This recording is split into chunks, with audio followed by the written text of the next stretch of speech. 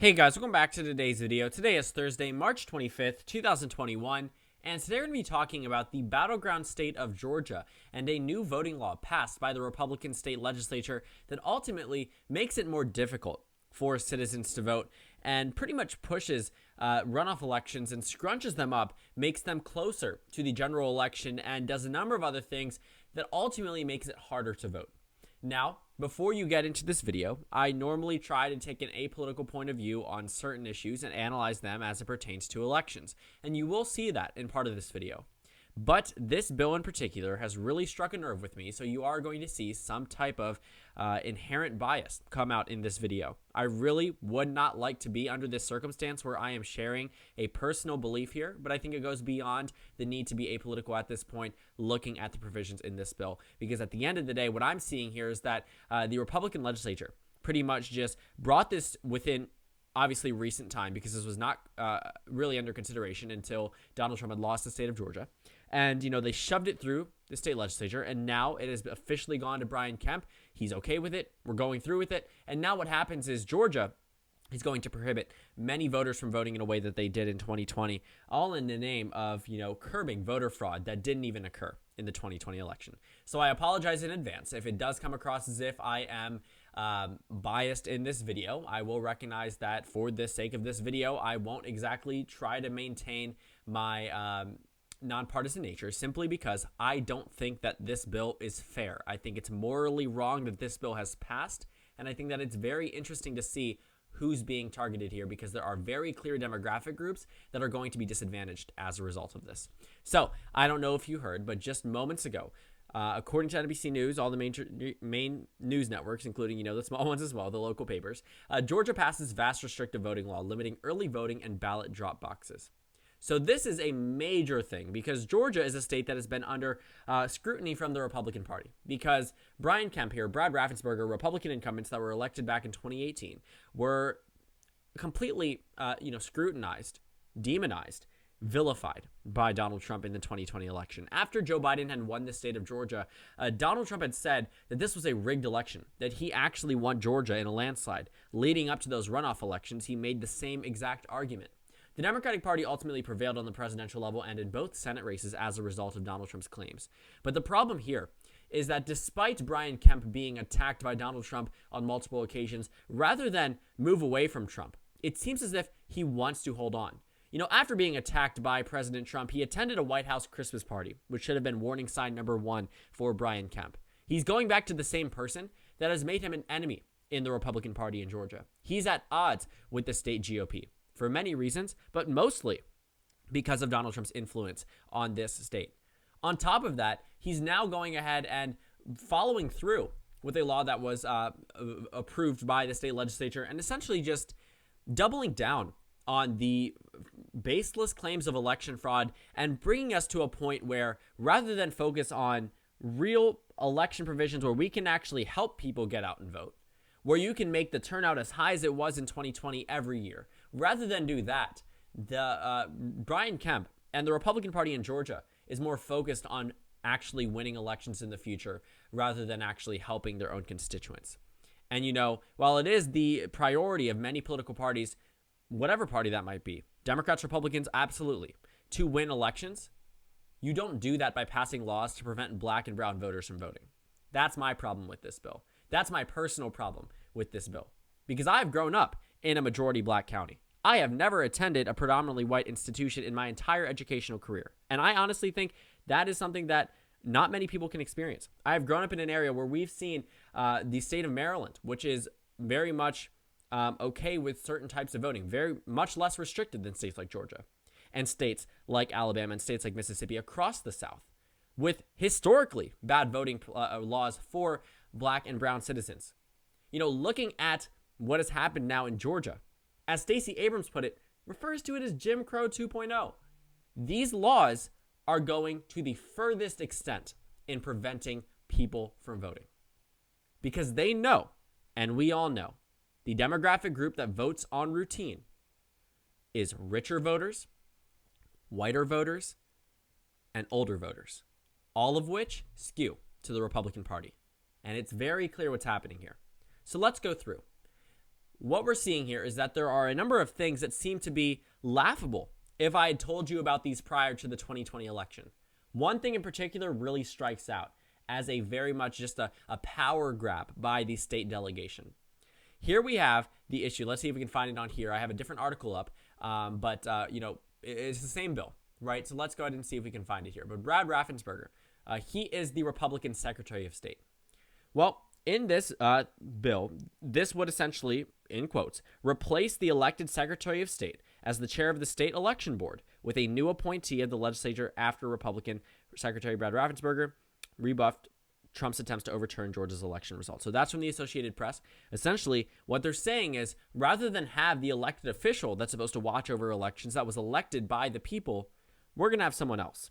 We're going to have someone else by the legislature, which in this case is Republican controlled and Republican gerrymandered, meant to be Republican controlled. And another thing that comes out as something that is just absolutely horrible here is that it is now illegal to give voters food or water in line. The thing is here, these voting lines in the 2021 runoff elections, when John Ossoff and Raphael Warnock won, the in-person voting lines went on for hours. The same thing happened in the 2020 presidential election. Well, people get tired. People get hungry. People get thirsty. You're not going to stay in line for 7 hours if you don't have a water bottle. And now it's illegal. I could go up to someone in Georgia in 2022 in November. And if this law remains, and I'm sure that the Democratic Party is going to try to do everything they can to combat this. But the problem is they don't have any type of control in Georgia as of right now. Outside of the Senate and presidential level, it's still a Republican state and still has a Republican legislature, has a Republican governor, Republican statewide officials. So what's happening here is that the Republican Party is making it more difficult. Because what you see here also is that this disenfranchises inner cities. Think about it. When you go to, let's say, Johnson County here, right? Trump wins 70% of the vote. It's not in a major city. It's not in a metropolitan area. It's just a rural county. It's in a county that isn't too focused on. Doesn't have that many people. 3,000 votes in 2020. But the thing here is that what happens then is when these people vote in line, they don't need bottles of water half the time. They're not seeing lines that last 7-8 hours. You know who is? Those in Fulton County, where there's nearly 500,000 votes counted here. When these voters go to lines, and, because of COVID-19, we saw a number of closures, and I'm sure that there will still be closures ahead of 2022 out of the name of election integrity. Two words that really, I don't know why. We are so bent on this election integrity when there was no proof of election fraud in the 2020 election. But the thing is here, you're looking at Fulton County, and you have voters that go out the door, wrap around in a pandemic, right? They were thirsty. They needed food. They needed water. And, the Republican Party is trying to pass this off as voters being bribed by water. I can guarantee you, if you're a Trump-supporting Republican, you're not going to change your mind because a nice Democrat gave you water. And at the end of the day, there are preventive measures to make sure that you don't have political paraphernalia on, that you don't have, you can't step within a certain radius of the voting center with campaigning. It's illegal to do that. But beyond that, what's happening now is that it's illegal to help these people. And it disproportionately affects Black Americans in Georgia. And it's very clear. They're not saying the quiet part out loud. They're trying to shove it into this bill. But anyone who's looking at this, analytically speaking, we know exactly what the intention is. They want the inner cities to suffer for electing Joe Biden. They want the inner cities to be at a point where they can't have long lines anymore because people simply won't wait. If you're thirsty and you're waiting in line for 7 hours to vote, are you really going to vote? Ask yourself, would you truly put yourself in that position? And I'm sure many of you guys are saying, yes, I would, because I think my vote is super important. Yes, but if you're watching this video, you're probably much more political than the average American. People who simply just want to get in and out can do that. And that brings me to my next point. Can't do that. This brings me to my next point. The issue with absentee ballots. Now, for absentee ballots here, in order to get an absentee ballot before, you could have requested it the Friday before the election, which means you have a few days in order to get your absentee ballot, and then you can submit it. Well, now it needs to be done 11 days before. You heard me right. 11 days before. You see, what's happening here is that the runoff elections are being cut down. The ability to get an absentee ballot is reducing.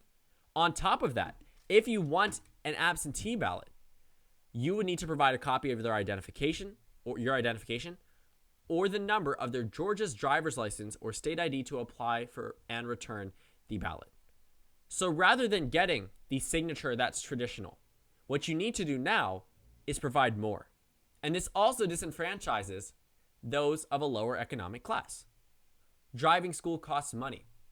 Going to get a car to pass your driver's test costs money. Acquiring a state ID can cost money. Here in Maryland, a state ID, still costs time. Sometimes you're working. It costs money to get the ID printed. You have to go in the hours. You have to wait in long lines to get it because everyone knows here. It's not just here. It's around the country. That's a universally shared experience where it's difficult in some instances to get some of this identification. The amount of time you would spend at the DMV, that's a long time, or the MVA for the case of, Maryland, right? But looking at what's happening now is that rather than the traditional signature and rather than just, getting the absentee ballot, or even during a pandemic, the Secretary of State's office sending you an absentee ballot saying, we got you, right? The ballots that were sent out were saying, we recognize this is a tumultuous time, so here's your ballot. If you want to vote in person, you can, but here's your ballot. This is now preventing that. On top of that, we are also seeing that, like I said, 11 days before an election versus Friday before the election. So a huge increase, right? And it's being considered to be the state as a model for the rest of the country. If this is going to be the model for the rest of the country, the Democratic Party is going to suffer as a result. And honestly speaking, the Republican Party has the means to do it. But that's, there's even more things that need to be discussed here. The runoff time is reducing from 9 weeks. So remember, November 3rd, 2020 to January 5th, 2021. So that was around 9 weeks, around, 2 months and a bit in order to reach the runoff election date. Well, now it's down to 4 weeks, which means we would see a runoff election December 2nd, December 3rd, December 4th, December 5th, right around that time period. That also gives people less time to campaign. It gives people less time to vote. That's a back-to-back election. The longer the time is between the elections, chances are you're more likely to vote. If turnout was super high and the energy was there the first day, and then you wait a week, 2 weeks, 3 weeks, 4 weeks later, and you say, is the same energy there? Probably not. But if you have 2 months to gain up that energy, Republican or Democrat, you're going to have it. So I think that this actually disenfranchises both parties. But, looking at who's being targeted here, it's not only just, I'm not going to say it's just Democratic voters, because it's just going to be inner city voters, voters of color, and those who are economically disadvantaged. And that's exactly what is happening through this bill. And, I am trying very hard to look at this as an analytical point of view. And I'm going to tell you the Democratic Party is going to hurt from this. The Democratic Party is not going to do as well in 2022 had this not passed. The Republican Party is scared. I'm telling you this now. They are scared. A state that was solid for the GOP 8 years ago now has 2 Democratic senators and was just flipped by President Joe Biden. I mean, looking at Georgia, it should not have gone to the Democratic Party in 2020, at least historically speaking, but it did. Democrats should not have won both Senate seats here and won back Senate control through the state, but it did. And I think Brian Kemp is probably one of the most worried Republicans because he's up in 2022. He just won his election back in 2018 by what? 1.4%. 1.4%. I mean, looking at the margin here, it wasn't large. He barely won. He won by 50,000 votes. Yes, it was larger than Biden's victory, but Raphael Warnock actually outperformed Brian Kemp. Brian Kemp was the Secretary of the State at the time, and, Stacey Abrams and the Democratic Party accused him of passing provisions to prevent voters from voting or pressuring, certain things and, calling shots that he shouldn't have. And, looking at what's happening now, it just seems as if he's the one who's signing off on it, and the Republicans are backing him because they know that 2022 could be a very good year for the Democratic Party in Georgia.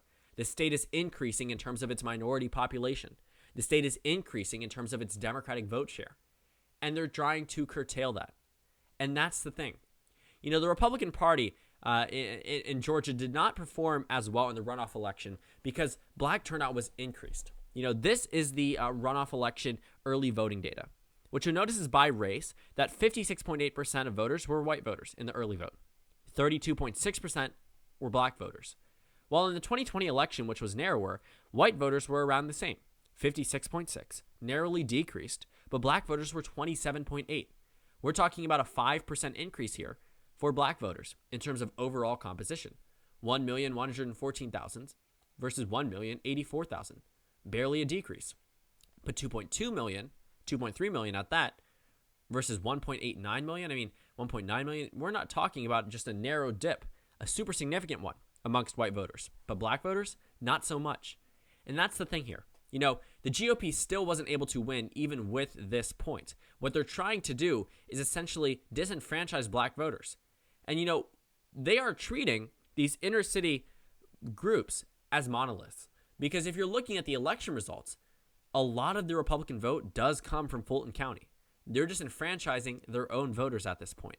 But the thing is, they're disenfranchising more Democratic voters than they are Republican voters.